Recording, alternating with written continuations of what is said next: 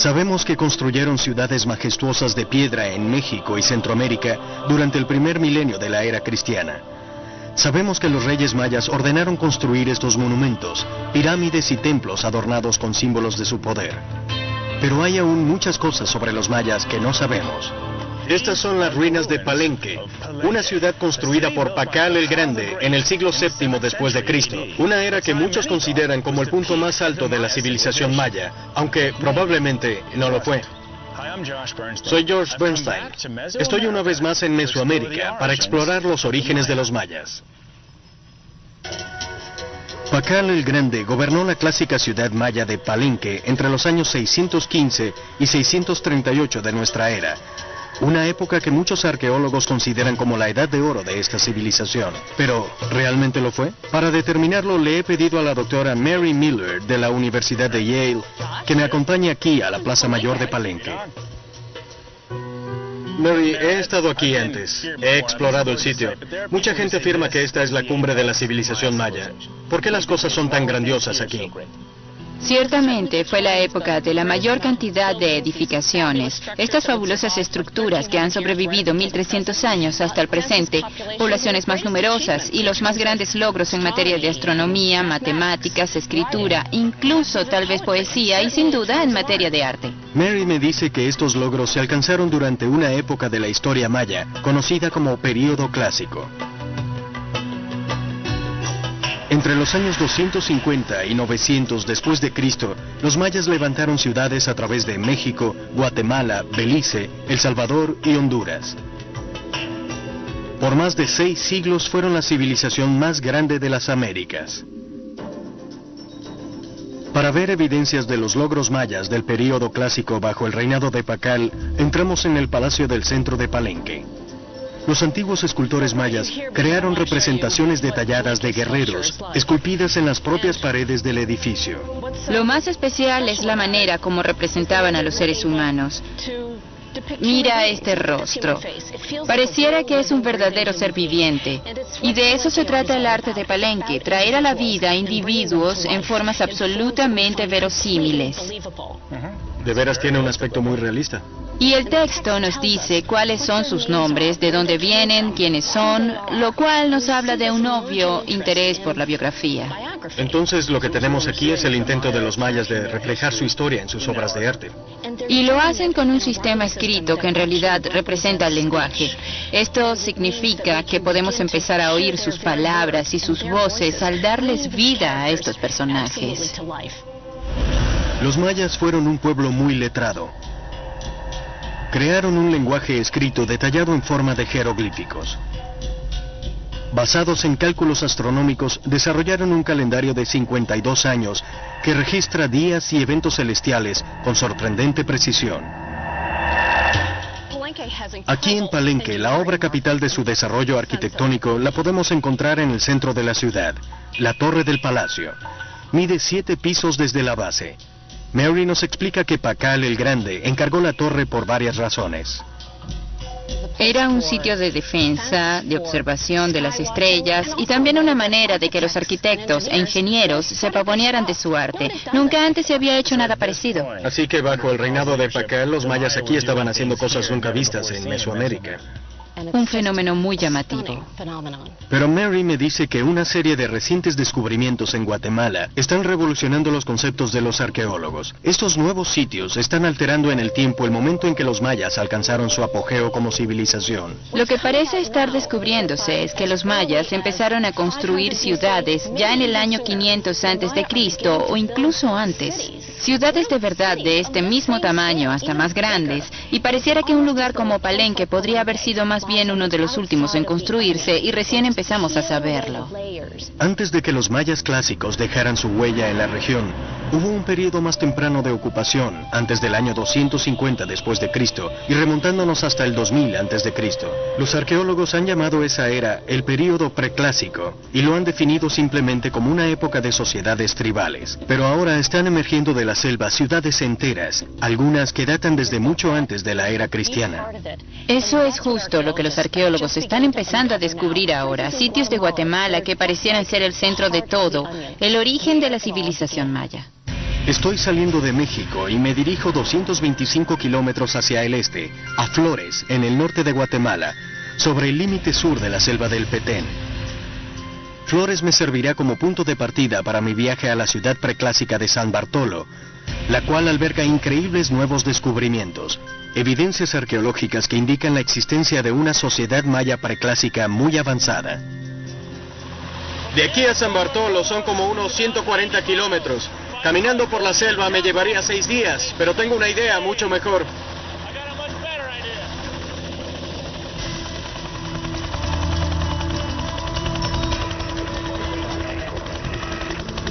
Será toda una aventura.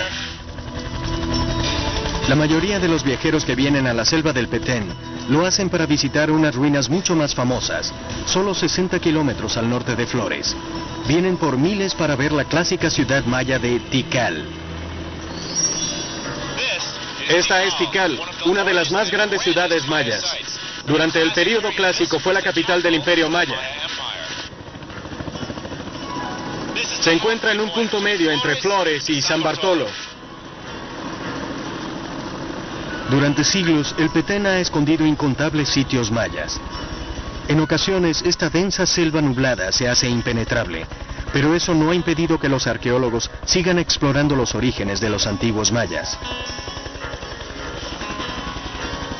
Uno de ellos es el doctor Bill Saturno, de la Universidad de New Hampshire, quien descubrió San Bartolo en 2001 y ahora está dispuesto a mostrarme nuevas evidencias que están revolucionando nuestro entendimiento de los primeros mayas. Bill, ¿qué te trajo hasta aquí? Estábamos siguiendo rumores de que unos saqueos recientes en el área habían dejado al descubierto 3 nuevos monumentos. ¿Y los encontraron? No, llegamos aquí después de 2 días de viaje que planeamos para un solo día. Nos quedamos sin agua ni comida y para cuando llegamos al sitio no había monumentos. Medio deprimido y deshidratado entré en las excavaciones de unos buscadores de tesoros, realmente para alejarme del sol. Y una vez adentro, justo donde ya no llega la luz, encendí la linterna y allí estaba. Lo que halló Bill ha sido descrito por algunos como el descubrimiento maya más grande jamás realizado. Los saqueadores excavaron el interior de esta pirámide de 8 pisos, ahora cubierta por la selva. Buscaban objetos que vender en el mercado negro. Sin darse cuenta, dejaron expuesto un templo preclásico en el interior de la pirámide, el cual data del año 100 a.C.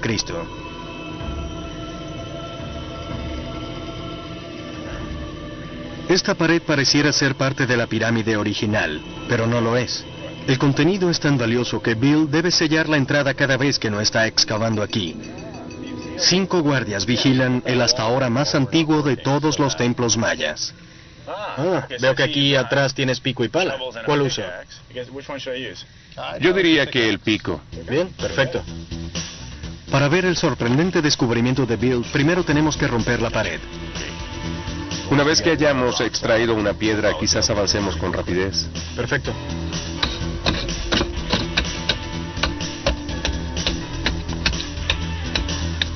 Es una pared sólida.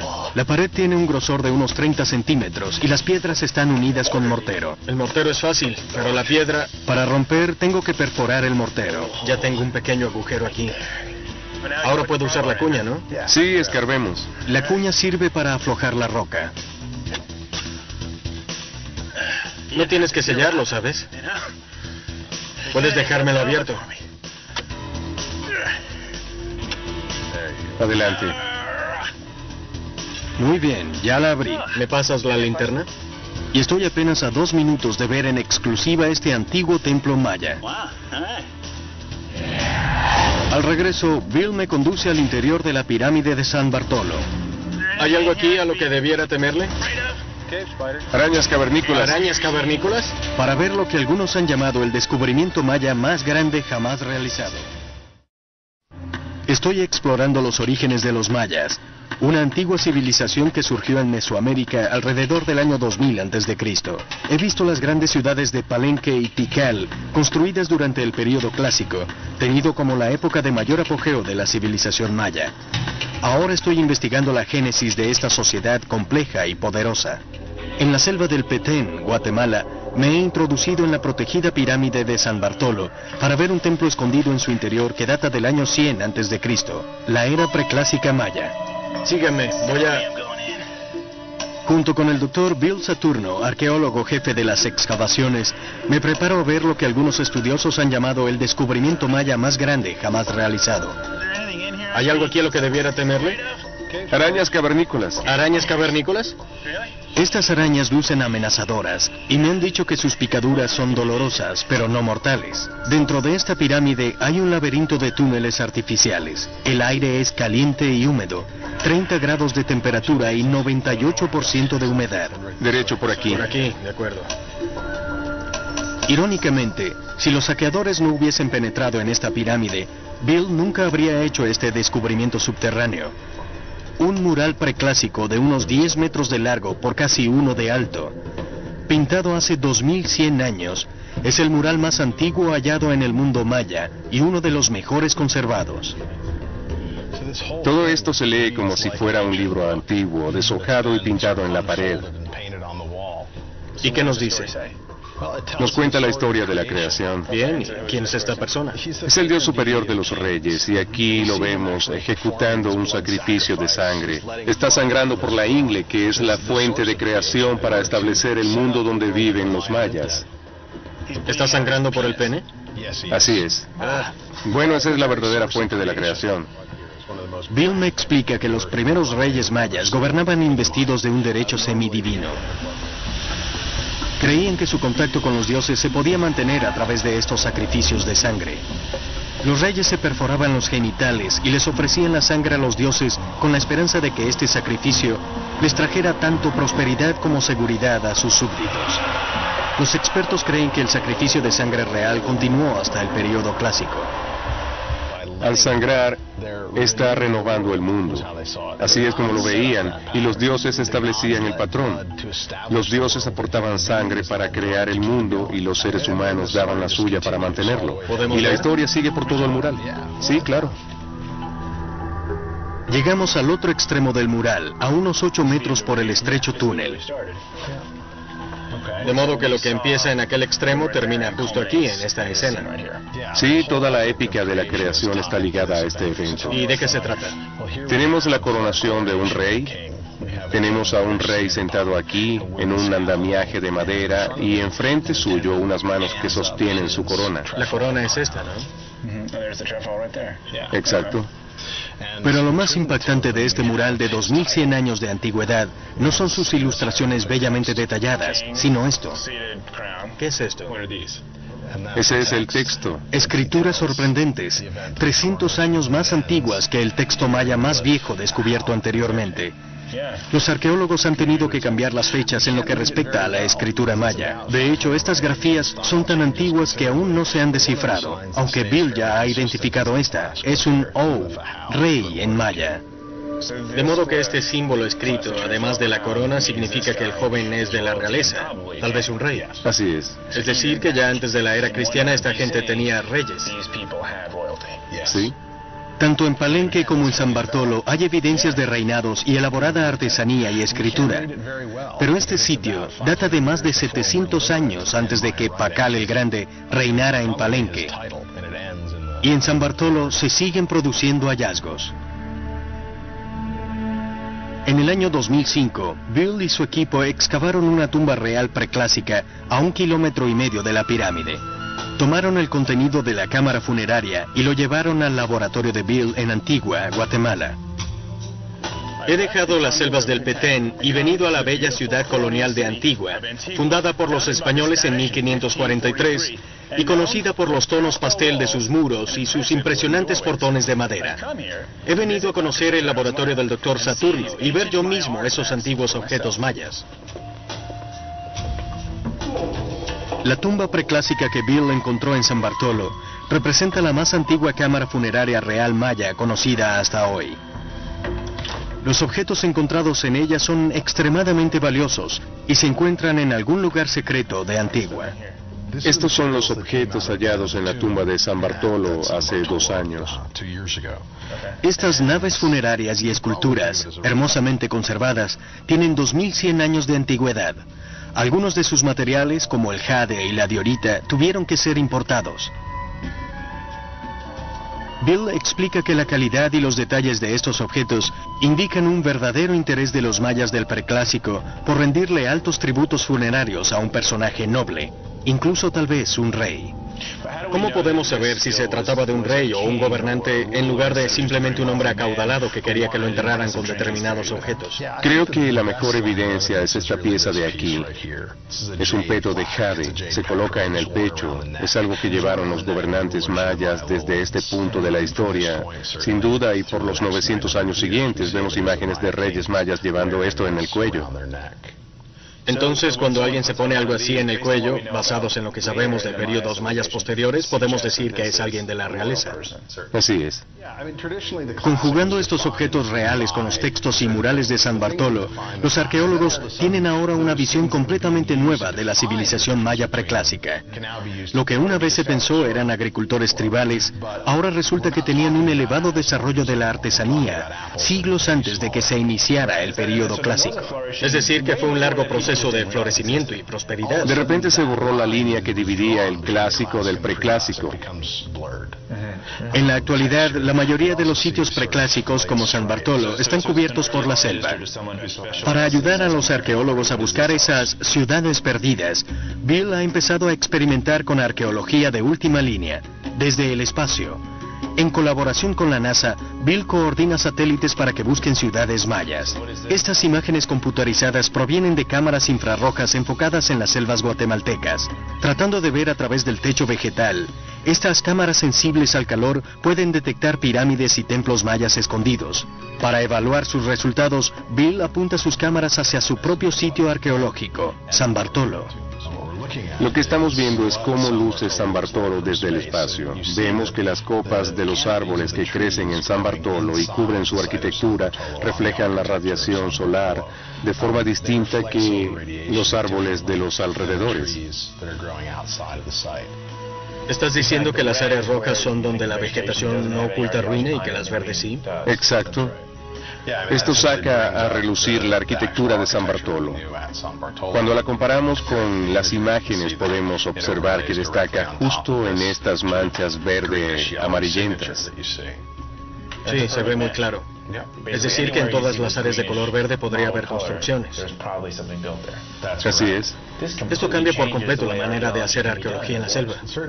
Cualquier lugar donde haya selva o bosques, allí donde la selva se había encargado de ocultar restos arqueológicos, los arqueólogos se pueden valer ahora de esa misma selva para hallar lo que ella nos oculta. Realmente es increíble. Si esta tecnología demuestra ser efectiva, incontables ruinas mayas serán redescubiertas en Centroamérica y México. Usando satélites espaciales, ahora estamos escarbando el follaje de la selva para ver qué puede haber oculto bajo él. Al regreso, me elevaré por el cielo para redescubrir una ciudad maya perdida en la selva y me adentraré por túneles hasta el centro de una antigua pirámide donde uno de los primeros constructores mayas dejó su huella. La mano de los mayas. La mano de los mayas.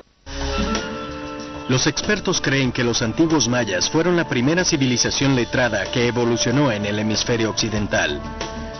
Construyeron grandes ciudades, hicieron hermosos trabajos de escultura y artes gráficas y desarrollaron el primer lenguaje escrito del Nuevo Mundo. Pero, ¿en qué momento comenzaron los mayas a surgir como una civilización evolucionada? He visto los grandes murales y objetos reales en San Bartolo, un sitio preclásico. Pero para comprender bien a los mayas, debo ver el mundo que crearon. Estoy regresando al norte de Guatemala para aventurarme más profundamente en la remota selva del Tepén, hasta la cuenca Mirador. Es una de las extensiones de selva tropical virgen más grandes que quedan en Centroamérica. Estoy viajando con el arqueólogo Richard Hansen, quien aceptó llevarme a la ciudad maya preclásica de El Mirador, que él ha estado excavando durante 8 años. ¿Ya llegamos?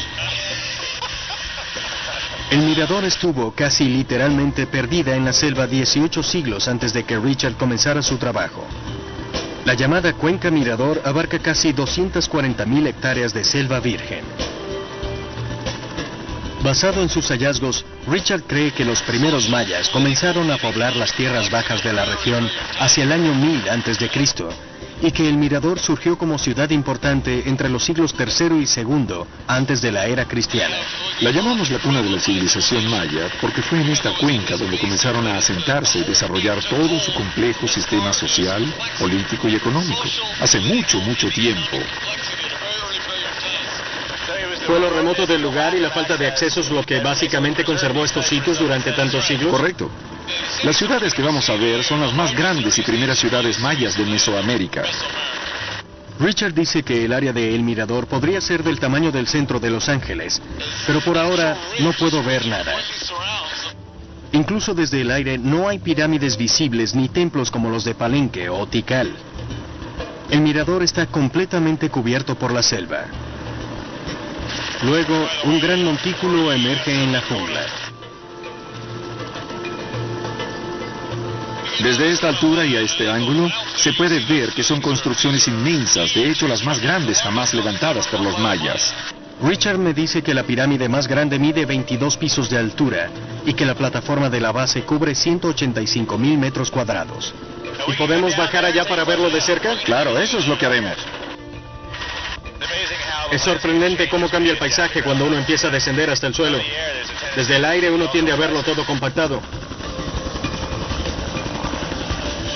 Tanto en San Bartolo como en El Mirador, la arquitectura preclásica permanece cubierta por la selva. Para ayudarme a entender cómo habría lucido un edificio preclásico hace más de 2000 años, Richard me lleva primero a una excavación, un templo que él ha llamado Estructura número 34. Lo que hicimos en este caso en particular fue colocarle una delgada capa de yeso a la estructura original. La estructura número 34 ilustra tanto el montaje de escaleras como el trabajo artístico que adornaba los antiguos templos mayas de El Mirador. Las fachadas estaban cubiertas con una capa de yeso y profusamente pintadas de rojo, color obtenido de hematites u óxido de hierro. A cada lado de las escaleras, dos grandes bustos mayas, que Richard cree representan a un rey maya llamado la zarpa del gran jaguar. Esto es una pata de jaguar de 3 dedos con sus garras. Los escalones que suben hasta la plataforma del templo lucen mucho más grandes que los que subí en Palenque. Sí, y en otros sitios clásicos donde los escalones son pequeños. Uno tiene que andar de lado. Tengo los pies muy grandes, pero aquí es distinto. Uno puede subir y bajar muy fácil.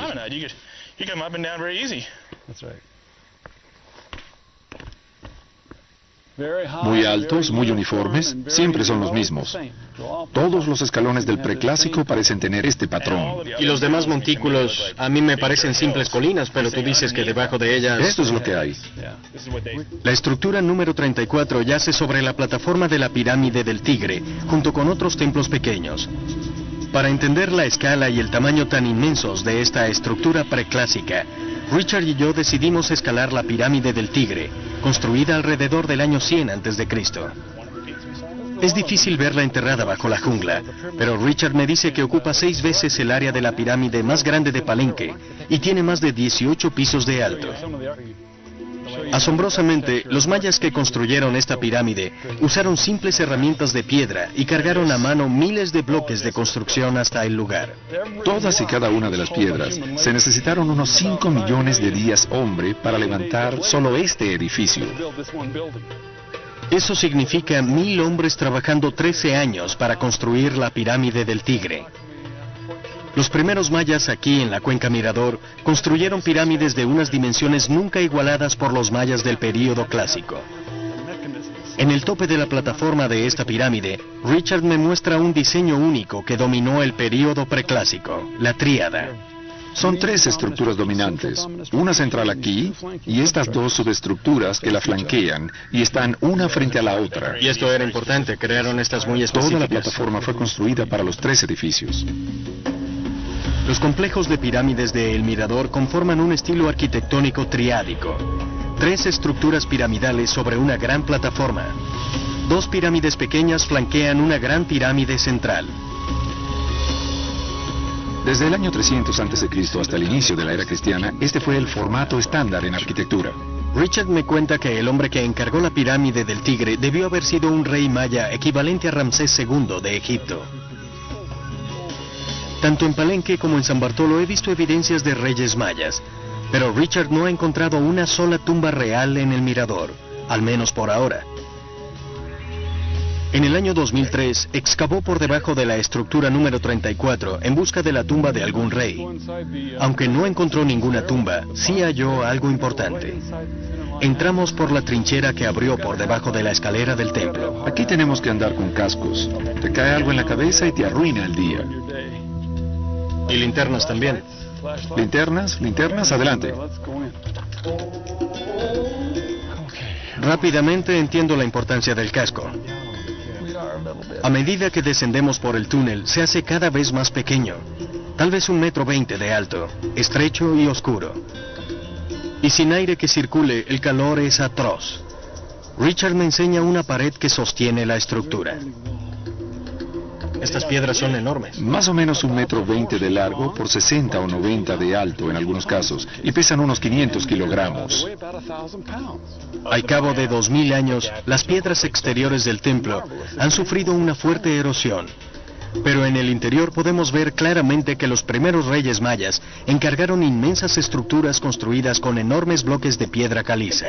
Comparadas con las pirámides de Egipto, estas piedras son pequeñas, pero comparándolas con otros sitios mayas como Palenque son enormes. Son enormes porque para aquella época los mayas estaban desarrollando una producción especializada a fin de maximizar el uso de la piedra. Y la arquitectura cambió para adaptarse a Lo eso. hizo, ayudó a moldear terrazas, a moldear nuevas formas, las paredes de los edificios. Incluso los artesanos preclásicos dejaron su huella en este templo.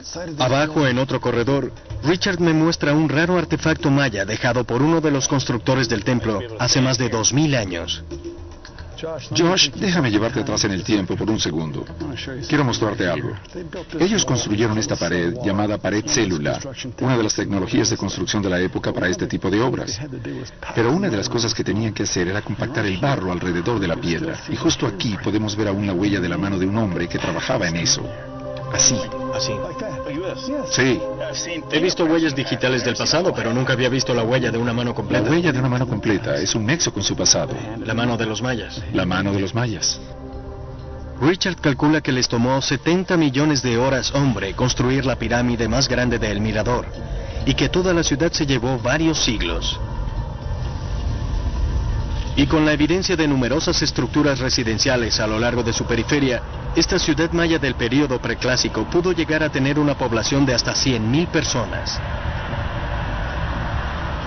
Pero ¿cómo pudo prosperar una sociedad tan grande en una de las regiones más inhóspitas de la Tierra?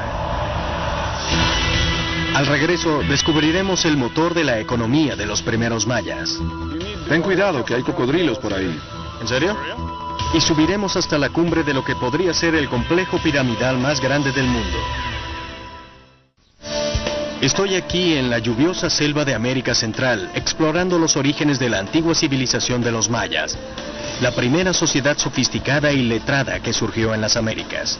He visto el enorme tamaño de las pirámides que construyeron hace más de 2000 años, e incluso estuve dentro de un templo para ver de primera mano la artesanía de los primeros mayas. La antigua ciudad de El Mirador se cree llegó a tener una población de hasta 100,000 habitantes. Fuerza humana más que suficiente para levantar estos monumentos. Pero ¿cómo lograron prosperar aquí, en las profundidades de la selva del Petén? Una región donde hoy en día lo que más se encuentra son poblados de cientos de personas. Para averiguarlo, el doctor Richard Hansen y yo estamos partiendo del centro de la ciudad de El Mirador y nos dirigimos 70 kilómetros al suroeste, a la vecina localidad de Carmelita. Richard me dice que la clave del éxito de los mayas del preclásico puede hallarse en las ciénagas cercanas. Aquí está bien. Veamos si tenemos todo lo que necesitamos. Basado en extensas excavaciones en El Mirador, cree que las tierras bajas, o simplemente bajos, son las que trajeron a miles de los primeros mayas a la región. Iremos pala en mano a uno de estos bajos a hacer una pequeña excavación. Me siento emocionado. Ya tengo mi pala. Estoy listo. Bueno, Josh, esto no es más que un remanente del antiguo sistema de pantanos que había en la cuenca Mirador. Y es la razón por la que se fundaron en esta zona esas grandes ciudades. ¿Esto es lo que trajo a los mayas aquí? Esto es lo que los trajo. Era en el lodo y el barro que sacaban de aquí donde plantaban sus cultivos. Ese lodo subyace justo bajo las aguas poco profundas de la ciénaga. Richard me dice que los antiguos mayas habrían transportado cestas y cestas de lodo hasta El Mirador y otras ciudades preclásicas vecinas. Lo que están haciendo ellos ahora. Exactamente. Transportar estos ricos suelos a sus jardines terraceados les permitió a los primeros mayas cultivar maíz, frijoles y pimientos dentro de los límites de la ciudad. Richard ha encontrado muestras de centenares de toneladas de este lodo por todo El Mirador. Siento que esto debe ser como una especie de viaje al pasado o algo así. Y vamos a tener que trabajar fuerte, creo. Bien, listos. Comencemos. Agarra ese cubo. Antiguamente habría sido una cesta. ¿Y el cubo? Hay uno justo ahí. Ten cuidado, mira que aquí hay cocodrilos. ¿En serio? Claro, y nosotros formamos parte de la cadena alimenticia. Por aquí hay un hoyo profundo. Si me hundo, álame. ¿Ves esto? Es muy buen material. Esto es lo que va a generar vida.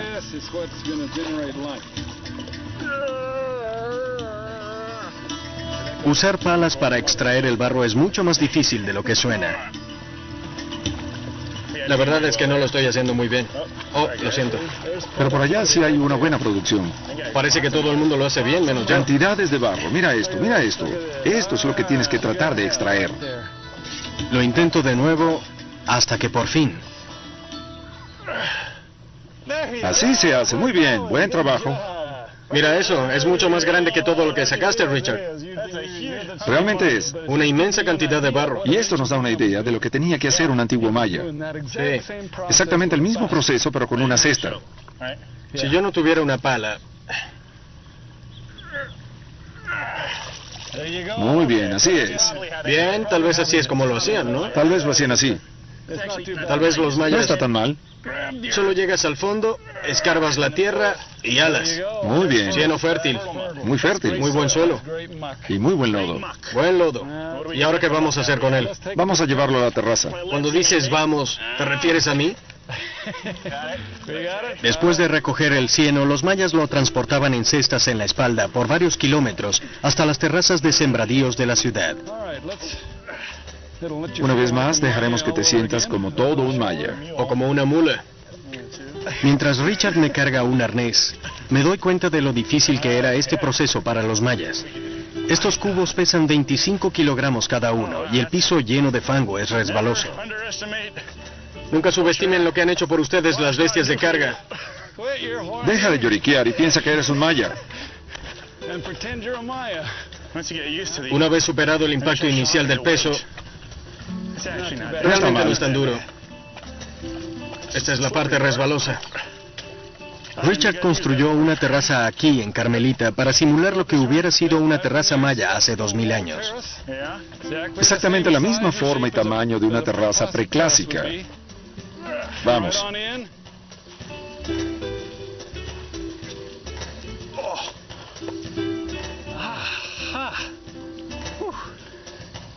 Fue algo... Bien, dime qué se hace ahora. ¿Lo vertemos? Viértelo nomás. He aquí mi contribución al huerto.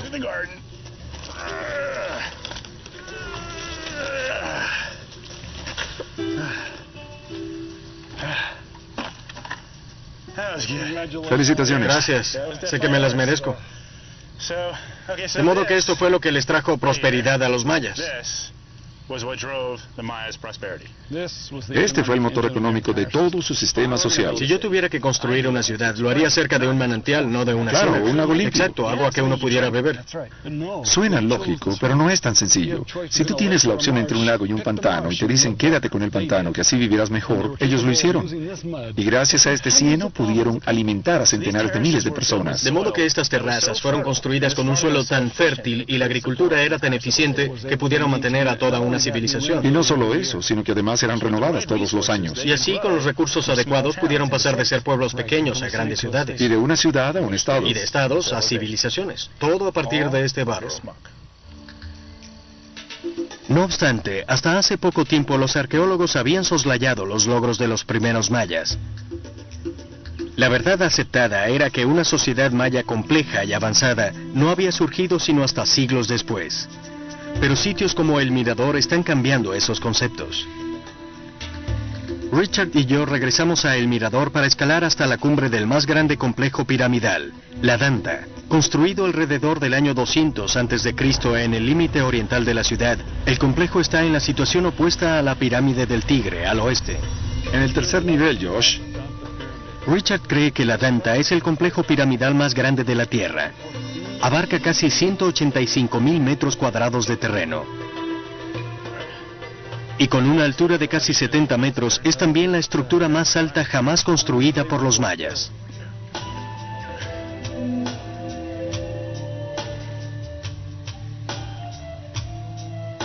Ah, mira eso.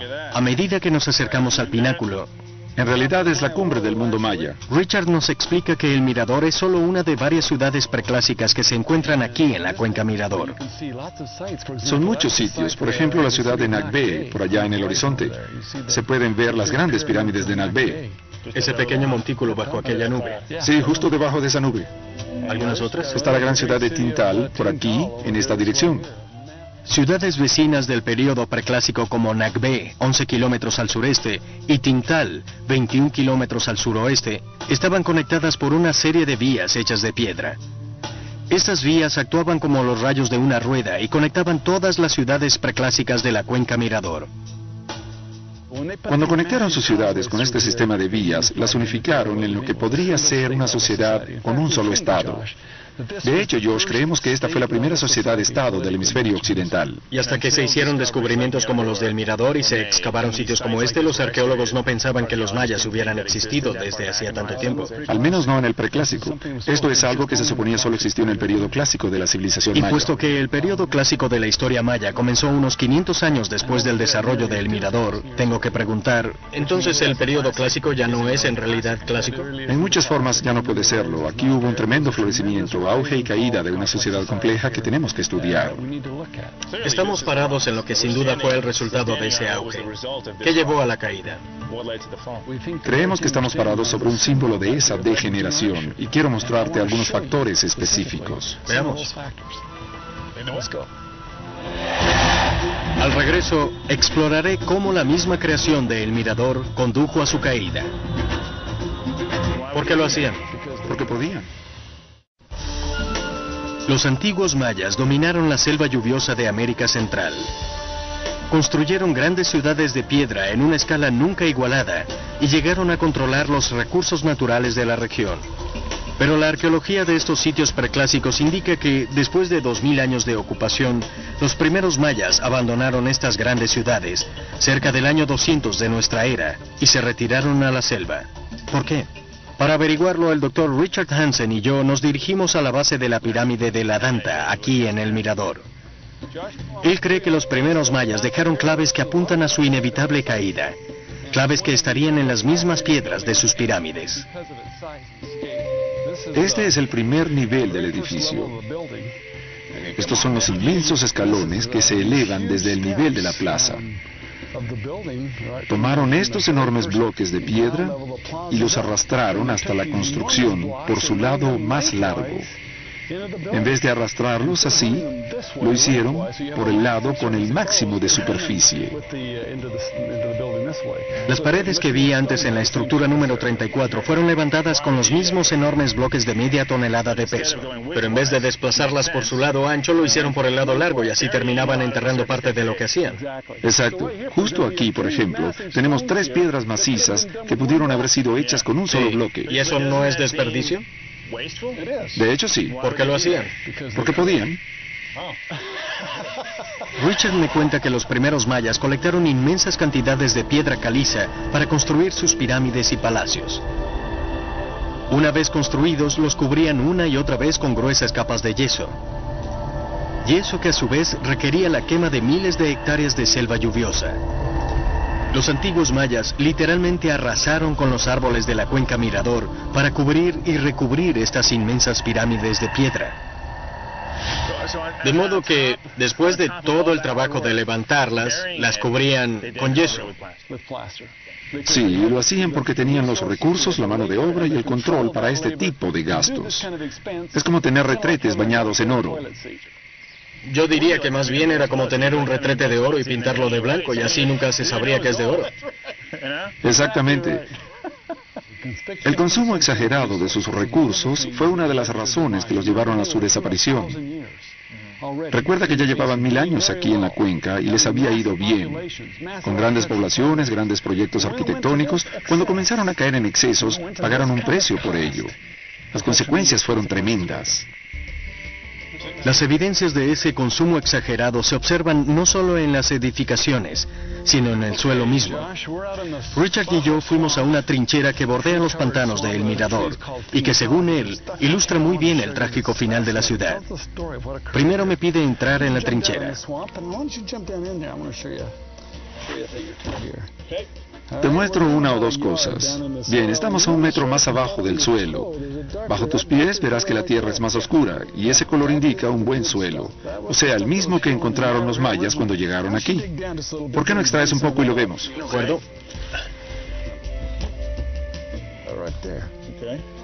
Bien, fíjate que es de un tono marrón grisáceo,